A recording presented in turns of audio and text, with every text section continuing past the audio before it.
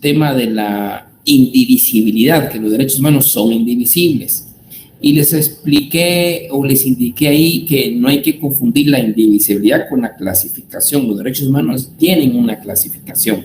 La indivisibilidad lo que nos indica es que no hay derechos humanos de primero, segundo, tercer lugar, pero sí hay clasificación. Y la clasificación que ha tenido los derechos humanos es conforme el surgimiento, cómo han surgido los derechos humanos. Por eso se clasifican.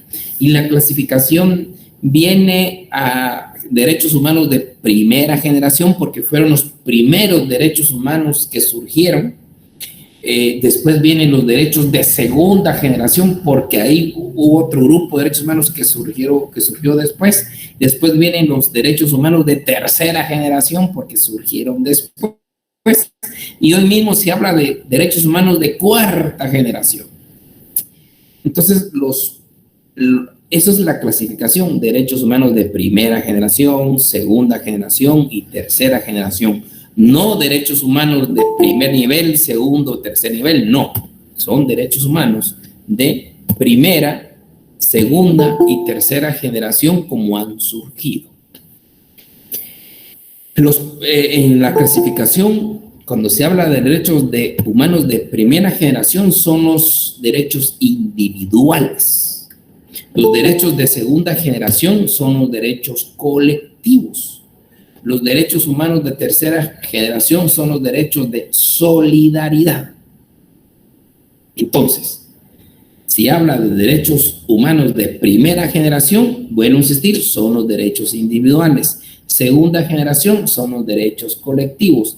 Y tercera generación son los derechos de solidaridad. Los derechos humanos de primera generación, los derechos humanos individuales, técnicamente se les conoce como derechos civiles y políticos. Los derechos humanos de segunda generación o de derechos colectivos, técnicamente se conocen como derechos económicos, sociales y culturales. Y los derechos de tercera generación, denominados de solidaridad, técnicamente se conocen como derechos de los pueblos o de solidaridad.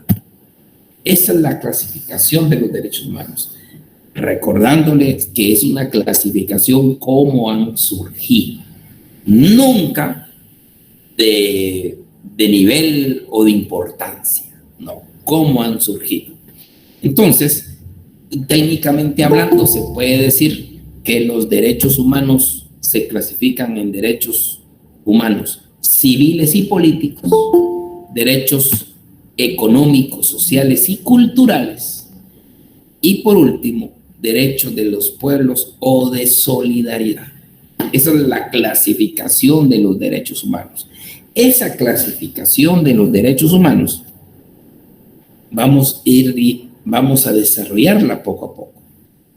Primero son los derechos individuales, los derechos de primera generación, o técnicamente conocidos como derechos civiles y políticos. Civiles y políticos contemplan esos derechos individuales, los civiles y políticos. ¿Y quiénes están dentro de esos derechos individuales o técnicamente llamados derechos civiles y políticos? ¿Cuál es el glosario de esos derechos civiles y políticos? Que los tenemos contemplados en nuestra Constitución. Pero para esa clasificación de los derechos civiles y políticos tenemos el primero, es el derecho a la vida.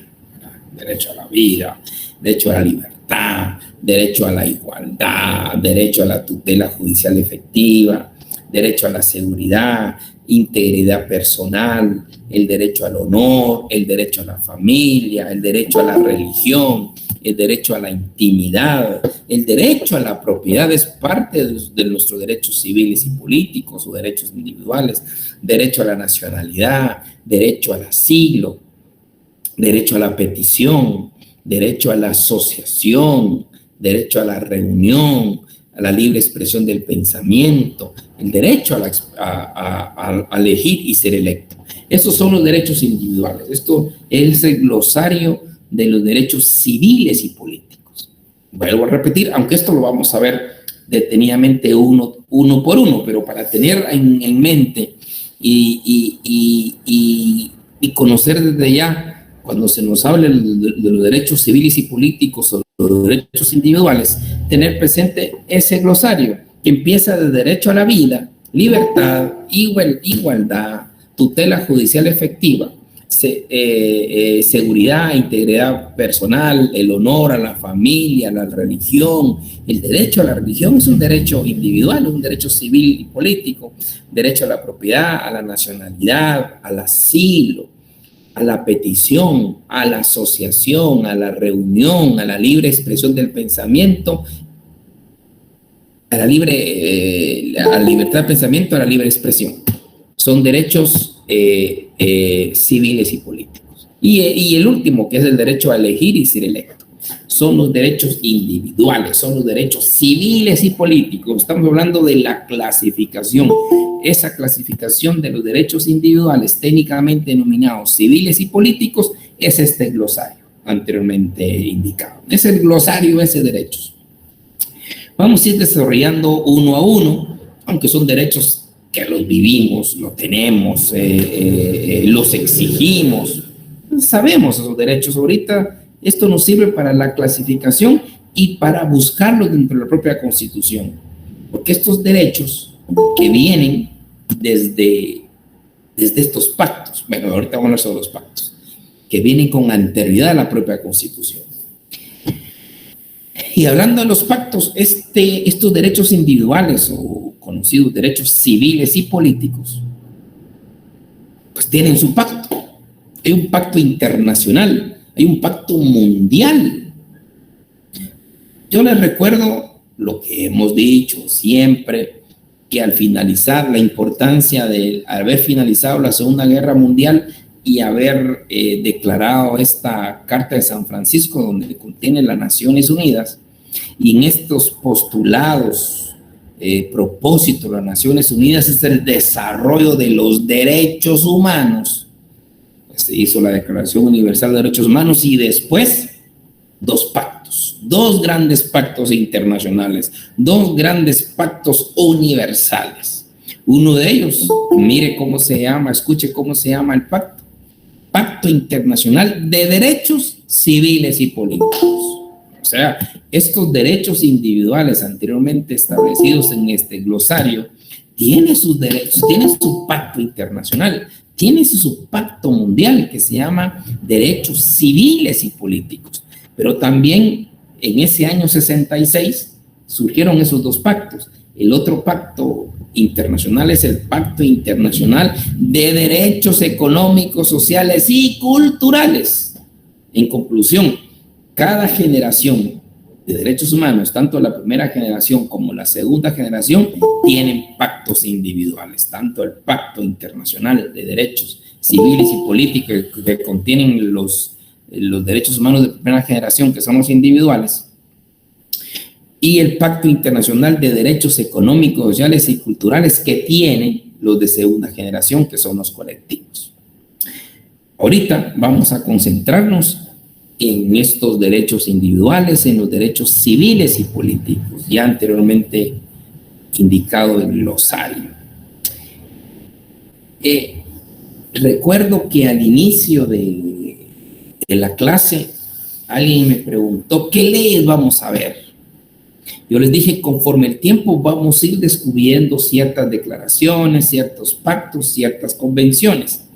Y este es uno de ellos, ese Pacto Internacional de Derechos Civiles y Políticos. Porque nosotros los podemos describir: el derecho a la vida, la libertad, igualdad, seguridad, el honor, la familia, la propiedad, libre expresión y todo lo demás. Pero esos derechos que los tiene la Constitución fueron antes de la Constitución ya plasmados en un pacto. Y qué interesante, mire el artículo 2 de este pacto, el artículo 2 de este pacto internacional, lo que dice. Dice, cada uno de los estados parte en el presente pacto, y que Guatemala es parte de este pacto, se compromete a respetar y a garantizar a todos los individuos que se encuentren en su territorio ojo, a todos los individuos que se encuentren dentro de su territorio. Y dice, y estén sujetos a su jurisdicción los derechos reconocidos en el presente pacto. Es un compromiso de Estado de respetar estos derechos individuales, estos derechos civiles y políticos, establecidos en este Pacto Internacional de Derechos Civiles y Políticos. Y el artículo 2.2 no deja de ser menos importante. Dice, cada Estado parte se compromete a adoptar con arreglo a sus procedimientos constitucionales y a las disposiciones del presente pacto las medidas oportunas para dictar las disposiciones legislativas o de otro carácter que fueren necesarias para hacer efectivos los derechos reconocidos en este pacto. Con esto, yo los invito a que puedan conseguir este Pacto Internacional de Derechos Civiles y Políticos, que ahora es fácil tenerlo. Y si usted lo quiere por escrito, lo va a comprar, que esto se va en todos lados, si lo quiere en papel. O lo busca en Google y ahí le sale y lo puede imprimir. O hay gente, pues, ahí, mucho más moderna, que ya no le gusta el papel. Lo que menos quiere es el papel. Y lo que hace es hacer cierta biblioteca ahí en su computadora, pero es importante tenerlo, y más que tenerlo, darle una leída a este Pacto Internacional de Derechos Civiles y Políticos, porque ahí surgen estos derechos. Estos derechos de la vida, libertad, igualdad, seguridad, patrimonio, todo lo demás que tenemos en nuestra Constitución, deviene de este pacto internacional. Ahorita vamos a ver algunos artículos. Deviene de este pacto internacional y también deviene del Pacto de San José. O sea, antes del Pacto de San José, que es un pacto regional de Latinoamérica, antes de este Pacto de San José, tenemos este pacto. Y aquí obliga a los estados a respetarnos estos derechos individuales, desde la vida hasta la libre expresión del pensamiento. Ustedes dirán cómo tenerlo, fotocopiado, conseguirlo o archivado en sus archivos ya digitales, que yo entiendo que hay compañeros que vienen de una generación donde lo que no les gusta es el papel. Yo soy diferente, ¿verdad? Pero es una cuestión de costumbres y de generaciones que van surgiendo. Pero vale la pena que lo tengan, porque es el pacto que dio origen a esta obligación de los estados para proteger todos estos derechos. Y estos derechos, imagínense el artículo 3, qué interesante. Dice, los estados parte en el presente pacto se comprometen a garantizar a hombres y mujeres la igualdad en el goce de todos los derechos civiles y políticos enunciados en el presente pacto. O sea, el Estado tiene que garantizarnos a todos la igualdad para garantizar estos derechos. Lo dice el artículo 3 del pacto. El derecho a la vida. El derecho a la vida tiene que ser, está establecido en el artículo 6 de este pacto internacional. El artículo 6 nos habla del derecho a la vida, es inherente a la persona humana. También nos habla sobre la pena de muerte, el artículo 6 del pacto, el tema del indulto, el artículo 6, el tema de evitar las torturas, tratos crueles e inhumanas.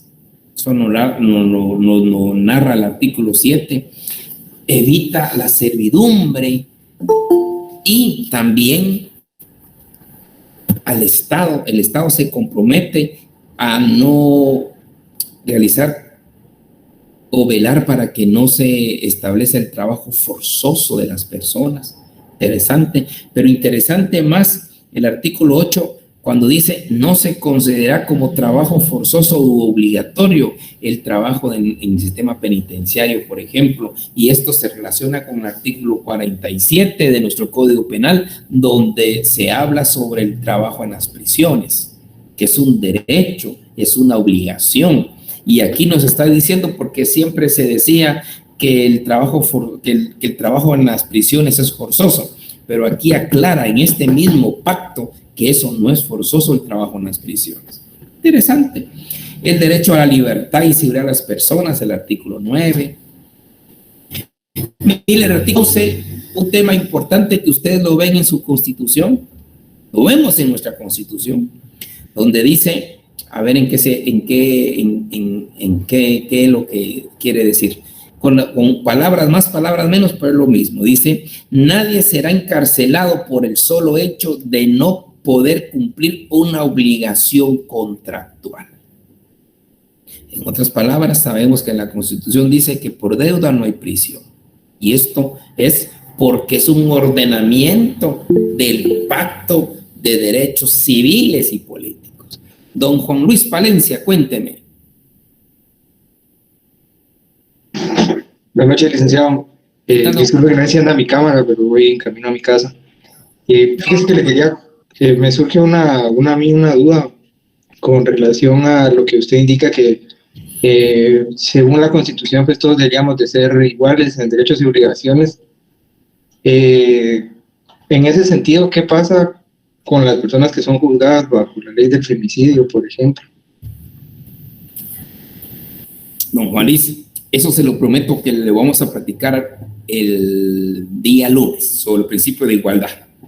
Se lo prometo, el derecho a igualdad. Se lo prometo. Okay. Muchas gracias, licenciado. El tema de la ley de femicidio, interesante. Interesantísimo. Y eso lo vamos a hablar el día lunes, por favor. Gracias, licenciado. Gracias, don Juan Luis. Bueno, entonces, tenemos también el derecho a la tutela judicial efectiva con todos los principios que lleva, el artículo 14. Algo interés que les va a gustar porque les fascina esto, el artículo 15 nos habla el principio de legalidad penal. Dice, nadie será condenado por actos o omisiones que en el momento de cometerse no fueran delictivos según el derecho nacional o internacional. O sea, el mismo Pacto Internacional de Derechos Civiles del año 66, del año 66. Por eso verificamos el artículo 2 de ese pacto, donde los estados están comprometidos a regular cada uno de estos derechos.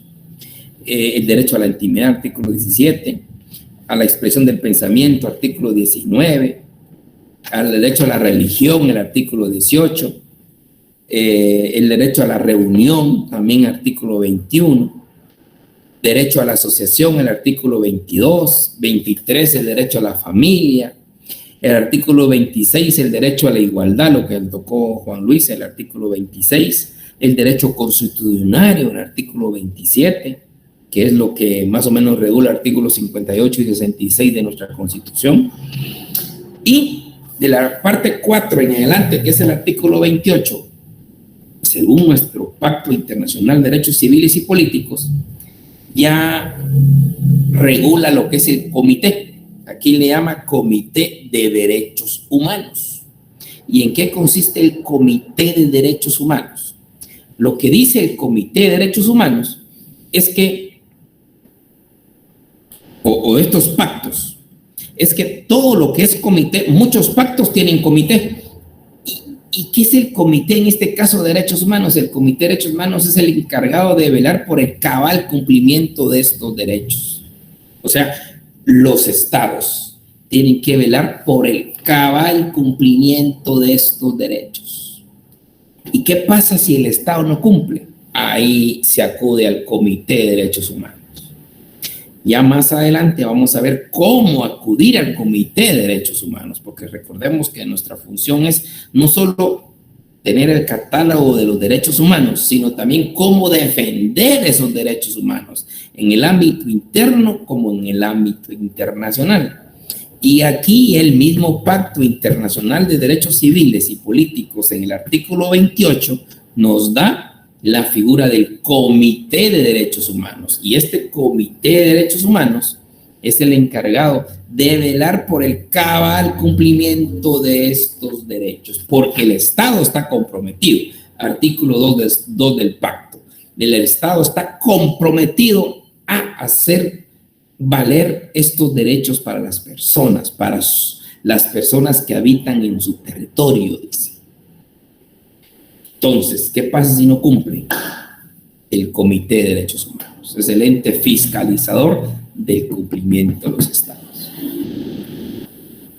Esto es en sí lo que habla del Pacto Internacional de Derechos Civiles y Políticos.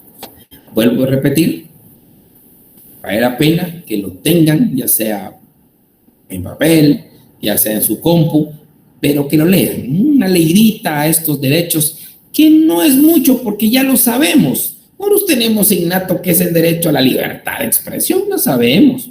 Tenemos innato lo que es derecho a la vida, tenemos innato a lo que es el derecho al honor, derecho a la intimidad, derecho a la propiedad, derecho a la familia, lo tenemos. Pero ojo, recordar que aparte de la Constitución, es mejor fundamentarse también en estos pactos internacionales que son anteriores a la Constitución y por eso están en la Constitución, según dice el artículo 2 de este pacto, que los estados están comprometidos a hacer los postulados legales y si fue hasta posible constitucionales para el compromiso a este pacto internacional de derechos civiles y políticos.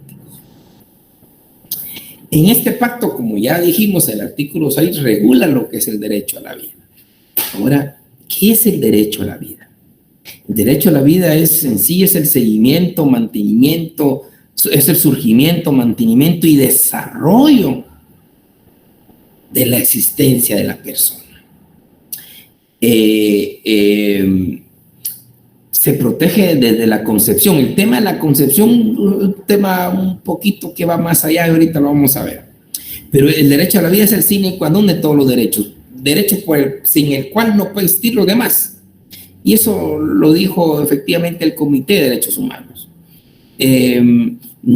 La idea es que no se pueda, que el Estado no pueda privar a la vida arbitrariamente y que se garanticen las condiciones para su existencia digna.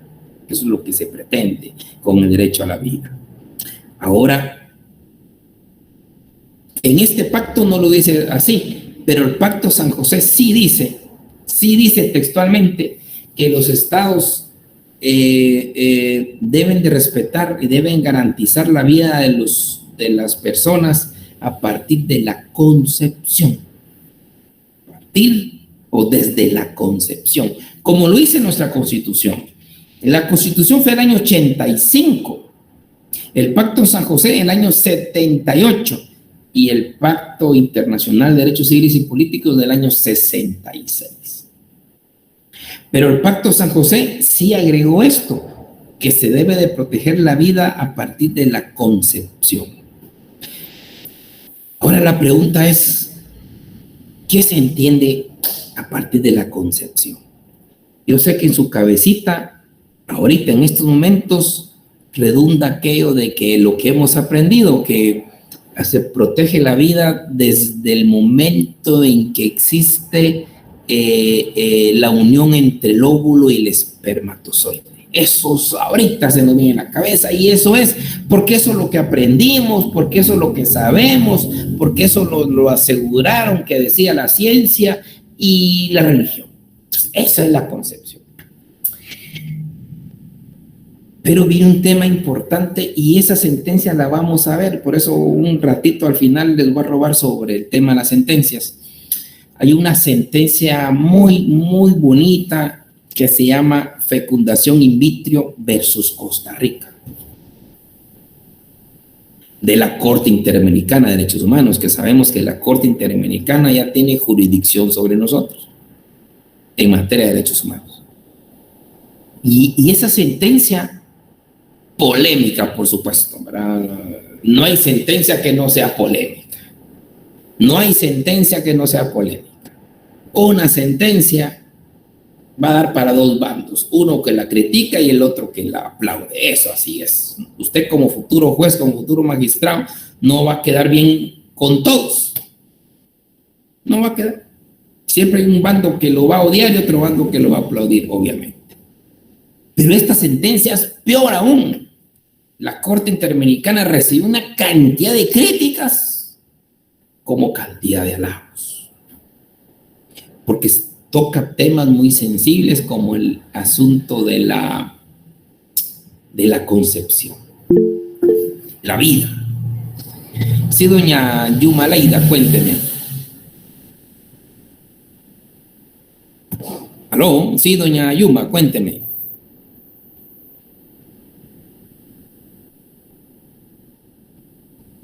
Doña Leida, cuénteme. Bueno, entonces, así son las sentencias. Y esta, un poco más, porque tocó temas más sensibles, involucra temas religiosos y esto es difícil. Y esta sentencia que un gran grupo le va a tocar, porque son sentencias, aunque no sean contra el Estado de Guatemala, pero sí son interesantes. Aquí, al leer esta sentencia, me vino a la mente algo que leí hace como 15 años de Klaus Roxin, el que habló cuando hace un estudio de los delitos que atentan contra la vida humana dependiente y vida humana independiente, llega en su análisis la teoría de la anidación. Y cuando estoy leyendo esa sentencia contra Costa Rica, viene a mí mi recordatorio esto que escribió Klaus Roxin sobre la teoría de la anidación. Y efectivamente se dice que hay vida, no en este momento del esperma con el óvulo, sino hasta cuando el embrión se pega al útero de la mujer. Y para eso pasan 14 días. Mire qué interesante. Y la Corte Interamericana en este análisis de la sentencia amplía este tema de la concepción, que efectivamente la vida humana se debe de proteger desde la concepción, aclarando este tema de la anidación. Vuelvo a repetir, es un tema muy polémico que le causó muchas críticas a la Corte Interamericana, pero muy alabado por todos. Entonces, y así nos vamos a encontrar en las lecturas que vamos a hacer. Lo más importante es ir ampliando el conocimiento. Ya muchos de ustedes ahorita mismo pueden buscar en Google qué es la teoría de la anidación, cuáles son los aspectos científicos. Veamos la sentencia esta de inseminación, de la fecundación in vitro. Hay análisis técnicos, análisis científicos que proporciona la Corte Interamericana de Derechos Humanos. Y hablando de temas polémicos, cuando hablamos de vida, ya sabemos que es a partir de la concepción, pero también la vida finaliza con la muerte. Y ustedes ahorita están viendo, o ya vieron en su Derecho Penal 2, el homicidio.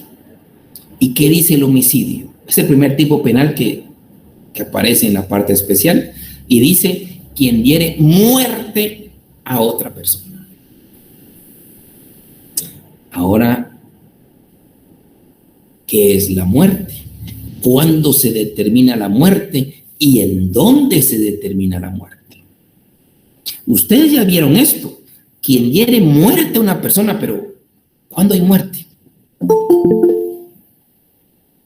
¿Cuándo legalmente hay muerte? Legalmente. Y si es legalmente, ¿en dónde? ¿En qué ley lo regula? Vamos, pues qué bien que se animó don Gustavo. Cuénteme, don Gustavo. ¿Qué tal, Lick? Muy buenas noches. Pues por lo que me recuerdo, cuando es cuando ya una persona deja de tener sus signos vitales, es cuando ahí ya se produce cuando ya existe la muerte.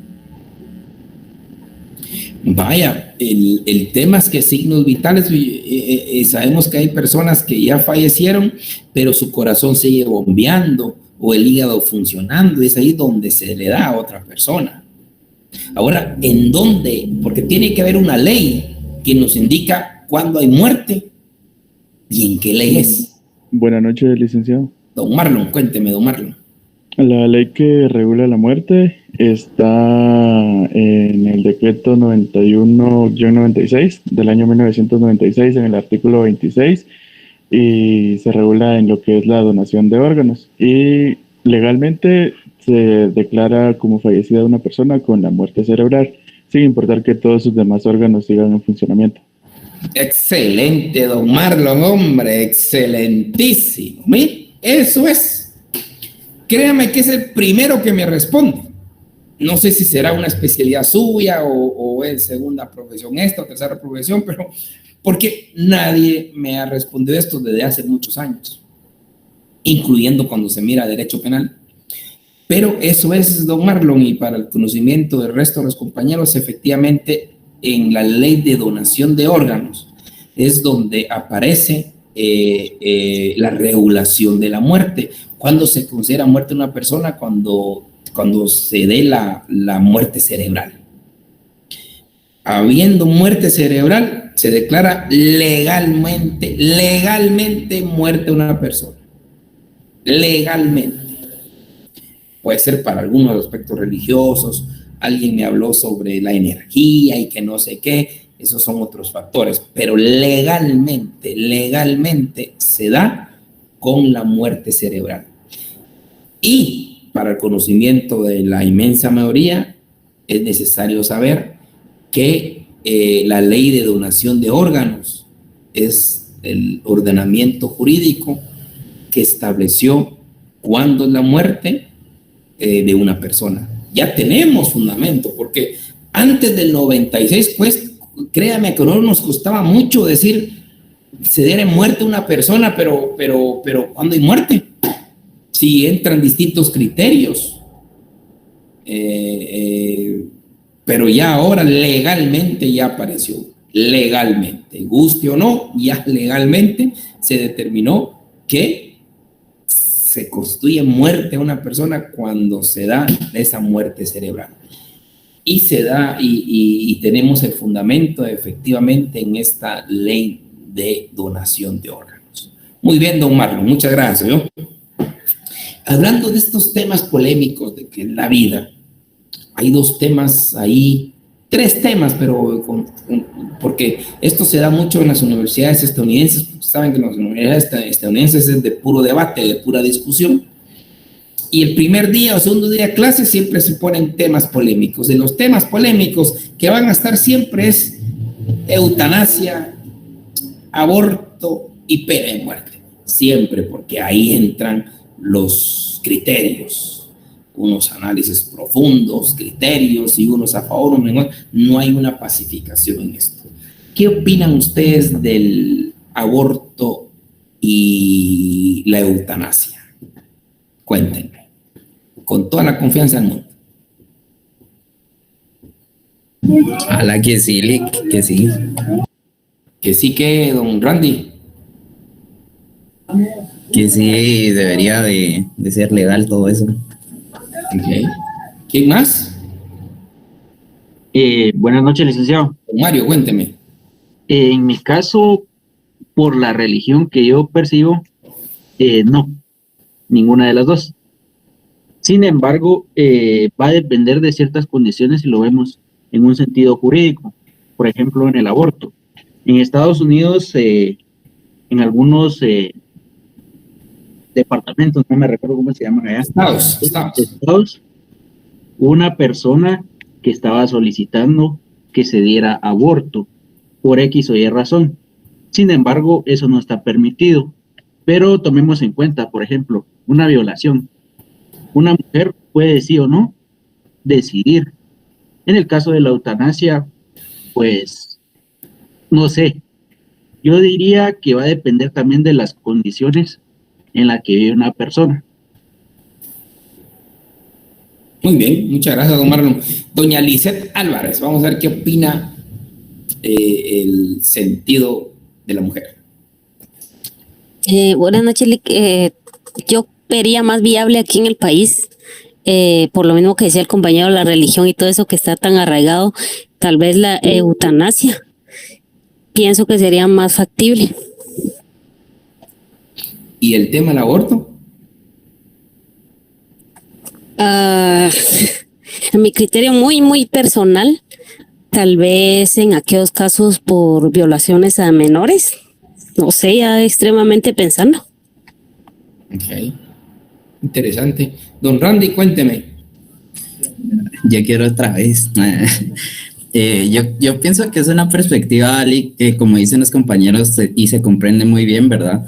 Que la religión y la sociedad y la cultura impacta demasiado en esta temática, ¿verdad?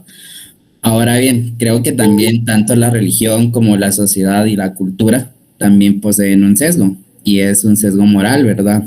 Cuando nosotros logramos separar la moral de la ética y viene el aspecto ético como tal, vemos que también hay ética de mínimos y máximos, ¿verdad? Y en esta ética de mínimos y máximos, si el valor mínimo sería el perder vidas, para que el valor máximo sería que una sociedad se desarrolle, porque por ejemplo la eutanasia no la pide un joven de 19 años y tampoco en los países que se ha aprobado es para un joven de 19, 20 años, ¿verdad? Sino la eutanasia es para personas enfermas y que sobrepasan comúnmente los 60 años de edad, ¿verdad?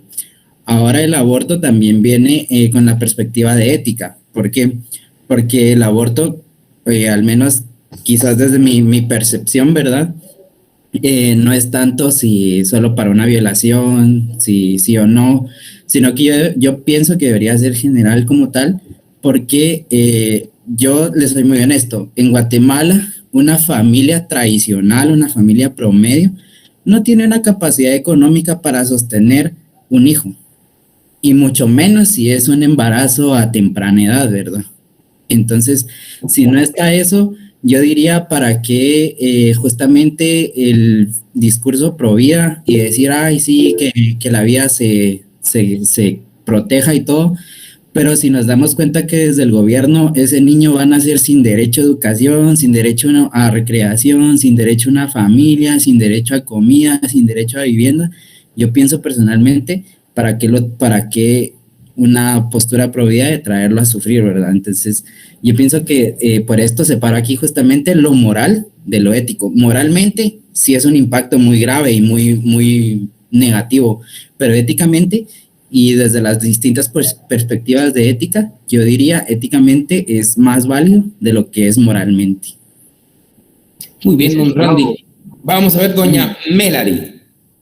Buenas noches, licenciado. Yo difiero un poco de lo que dijo mi compañero Randy, precisamente porque si quieren evitar todo eso, hay un montón de métodos anticonceptivos.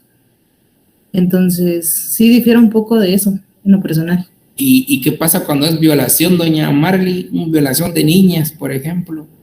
Ahí sí no lo vería mal, pero si fuera así general, como él lo dijo, que hay muchas familias que tienen un montón de hijos y todo eso se puede evitar con métodos anticonceptivos. Ahora el tema de violación. Ahí sí no lo veo mal, licenciado. Pienso que sí sería bueno. Muy bien. Doña Santi, cuéntenos, doña Santi Susana. Buenas noches, Lick. Yo, en el tema de la eutanasia, decía de que no son tan personas mayores los que necesitan esta medida, ¿no? Que también hay jóvenes que ya padecen enfermedades, supóngase terminales, que están sufriendo, ¿verdad? Y mucha gente no comprende eso hasta que lo vive. Entonces siento que no difiere tanto la edad, ¿no? Que el sufrimiento de cada persona, porque tampoco se le va como a dar a alguien que solo quiere como que quitarse de este mundo, suicidarse, no sé. Creo que también ahí tendría que ser alguien ya calificado para eso, ¿verdad? Y en las violaciones sí concuerdo con la compañera, pero también recuérdense que las que viven de violaciones no creo que quieran un niño del violador, ¿verdad? Entonces sería como que ilógico seguir con ese embarazo. Pero también con todo esto del femicidio está tan liberal eso de que, ay, sí, que quiero abortar porque es mi cuerpo y mi vida, pero tampoco es así, pues, porque sería que hacer todo esto tan liberal y vamos a que tampoco es así, pues, porque entre más liberales, menos se cumplen las leyes, por decirlo, Lick. Gracias. Muy bien, muchas gracias. Doña Shirley, cuéntanos, doña Shirley. Buenas noches, licenciado. Con el tema de la eutanasia, yo pienso que debería ser legal por el tema de muchas personas que sufren de enfermedades y sobre todo aquí en Guatemala el sistema de salud no cuenta con la, ¿cómo decirlo?, con la capacidad para atenderlos. Por ejemplo, las personas que cuentan con la enfermedad de lupus, en Guatemala no hay una asociación para apoyar a estas personas. Y con el tema del aborto, yo pienso que debería poder realizarse en cualquier caso, en el caso de violación y también si la mujer quiere interrumpir el embarazo de forma voluntaria, porque recordemos que en nuestro país el sistema de salud está muy atrasado, por así decirlo, y también que si hay mujeres que no quieren tener hijos, obviamente buscan métodos anticonceptivos. Pero recordemos que estos no son 100% seguros. Y si una mujer quiere operarse en este país para no tener hijos, la mayoría de médicos les piden que tengan al menos 3 hijos. Y si ya tienen estos 3 hijos, he visto casos de muchas mujeres que el médico le pide la autorización del esposo para poder realizarse la operación. Okay. Muchas gracias, doña Shirley. Doña Regina, cuéntenos. Buenas noches, licenciado. Realmente el tema es bastante complejo, ¿verdad? Es bastante extenso en relación a discusión y considero que esa ha sido más que todo como el freno que ha tenido el hecho de que nuestras autoridades no logren ponerse de acuerdo y que no se hayan legislado leyes en favor o en contra, o que sancionen o veten estas dos posturas, ¿verdad? Tanto el aborto como la eutanasia. Considero también que tiene mucho que ver el tema de educación, ¿verdad? De formación en casa, principalmente, ¿verdad? Como lo dicta nuestra Constitución, ¿verdad? La familia es el pilar de la sociedad. Y es muy difícil, ¿verdad? Controlar esto porque pueden haber hogares que den una buena educación, formación en valores y todo, y que formen hijos responsables, ¿verdad? O futuros actores de la sociedad responsables, pero lamentablemente no todos los hogares están en las mismas condiciones, por lo tanto la educación que se le brinda a cada hijo o a cada miembro de la familia es diferente. Entonces sería muy complicado llegar como a un consenso de un modelo a seguir de educación, de formación, porque cada cabeza es un mundo, ¿verdad? Y al casarse 2 personas son 2 mundos distintos conviviendo y con diferentes patrones de crianza. Lamentablemente nuestra cultura, nuestra sociedad viene de ser muy machista y salimos del machismo al otro extremo, ¿verdad? El feminismo de la mujer, el empoderamiento. Entonces creo yo que esa lucha o constante, increíblemente, sí, lucha, ¿verdad? En que si tú tienes la razón, yo tengo la razón, cómo 2 personas nos ponemos de acuerdo para formar, educar. Y entonces ahí venimos al contraste del choque de la sociedad. Es que en mi casa me enseñaron, yo viví de esta manera, trae un patrón de educación distinto y el poder ponernos de acuerdo todos para poder legislar y poder hacer un ambiente sano, ¿verdad? Una sociedad sana, todavía como que estuviéramos en pañales, ¿verdad? Todas autoridades y sociedad y nosotros estamos totalmente cada quien jalando agua para su molino, tratando cada quien de tener la razón, y en realidad buscar el bien común es muy difícil, ¿verdad? Sin embargo, es necesario poder legislar leyes en beneficio, como usted lo mencionaba, caso de niñas violadas, que hemos visto casos de niñas de 10, 13 años embarazadas, ¿verdad? ¿Qué va a hacer una niña a esa edad con un bebé? Haciéndose responsable o haciendo responsable a su papá, a su mamá, y el Estado no se hace responsable, ¿verdad? Porque tratará tal vez de legalmente perseguir a alguien por por la responsabilidad de lo que le hicieron a la niña, pero en realidad no se ve claro nada, ¿verdad? Lo Muy mismo. bien, doña Regina. Miren, estos son temas que los saqué a colación porque quería escucharles. Yo sé que no tenemos una postura uniforme, pero me gusta y me encantó escucharles una mentalidad ya profesional y me encanta. Para cerrar esto, don Walter Robles, cuéntenos. Sí, licenciado. En mi caso, yo siento que aquí en Guatemala hablamos de estos temas como que fueran temas muy simples. En lugar de pensarlo solo como es aborto, se mató un niño y eutanasia, se mató un viejito, siento que tenemos que desgranarlos. La eutanasia no solo es para personas con problemas, por ejemplo, cáncer o terminales. Hay que separar por ejemplo, hay una división de la eutanasia en la que la persona solo se le da el medicamento y él toma la decisión y no está el médico interviniendo, pongámoslo así. Hay otras en las que el médico se interviene. Con lo que decía un compañero de no es para jóvenes. Hay muchas personas que han sufrido ciertos traumas, violaciones, etcétera, y tienen un cuadro de depresión mayor. Y muchas de estas personas ya no quieren continuar viviendo. Ahí empezamos a entrar en un debate de qué tanto son dueños de su propia vida y de decidir cuándo terminarla. Para mí siento que deberíamos empezar a hablar también de qué tanto poner como un sistema en lugar, pongámoslo así, para que estas personas puedan ir con un psicólogo, con un psiquiatra, intentar ver cómo solucionar sus problemas y si consideran que no es así, pues que lo terminen. No hay una obligación de continuar viviendo, pongámoslo así. Siento que imponerles a una persona a vivir en sufrimiento es triste y algo malo. Ahora con el aborto, o sea, le dejo el debate más que todas las personas gestantes, pero si algo puedo decir es que me parece muy hipócrita muchas veces de las personas religiosas que dicen, ay sí, que los den en adopción, pero ojo, que no lo adopte una persona que no esté casada, que no lo adopten los homosexuales, que no lo adopte aquí, que no lo adopte allá. Entonces, nada les gusta. Quiero que ese bebé, pongámoslo así, no se muera, pero cómo viva, me importa poco. Cómo está esa ventana a los 1000 días, me importa poco. Entonces me parece bastante hipócrita de muchas personas. Pero como le digo, si está bien o está mal, se lo dejo a los médicos para que decidan cuándo empiece la vida y a las personas gestantes si es una buena o mala decisión. Excelente, don Walter, me encantó su comentario. El tema de la adopción, de veras, un día vamos a tener una sesión de la adopción y les contaré mi historia, que es muy dramática y muy cruel lo que se vivió en su momento en el ámbito jurisdiccional, el tema de la adopción, que es muy triste. Muchas gracias, de veras, es impactante y me encanta escucharles. El conocimiento libera y qué mejor discutirlo. El tema del aborto, pues hay 4 tipos de abortos que ustedes lo pueden analizar y estudiar. Está el eugenésico, el social, el ético y el terapéutico. Interesantes verlo. La eutanasia, pues también se dice que es el fin para una muerte digna, pero es cuestionable también en el ámbito religioso, porque religiosamente pues se ha enseñado y se mantiene que únicamente Dios nos puede quitar la vida. Hay que hay que dar la esperanza. Eso es complejo cuando ya se mete el ámbito religioso, ¿verdad? Pero interesante cada una de las opiniones, que es valioso y voy encantado con escucharles.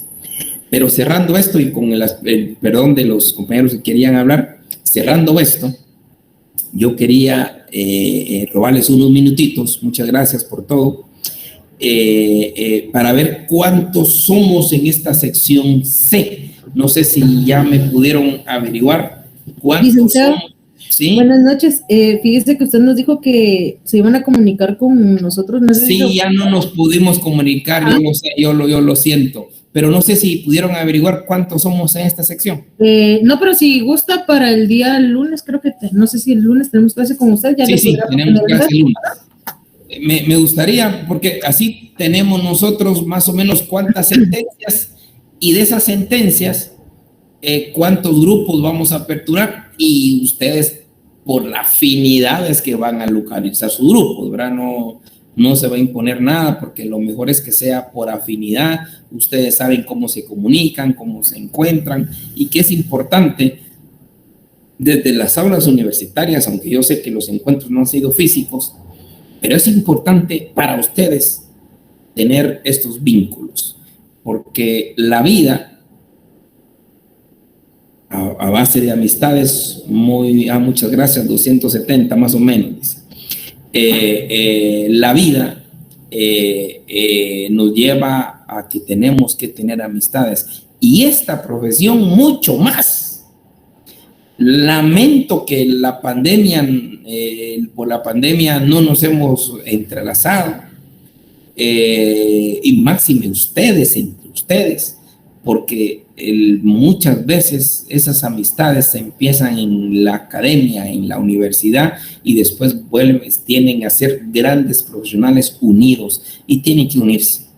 Entonces estos grupos pues contribuyen en algo, y ya ahorita me llevo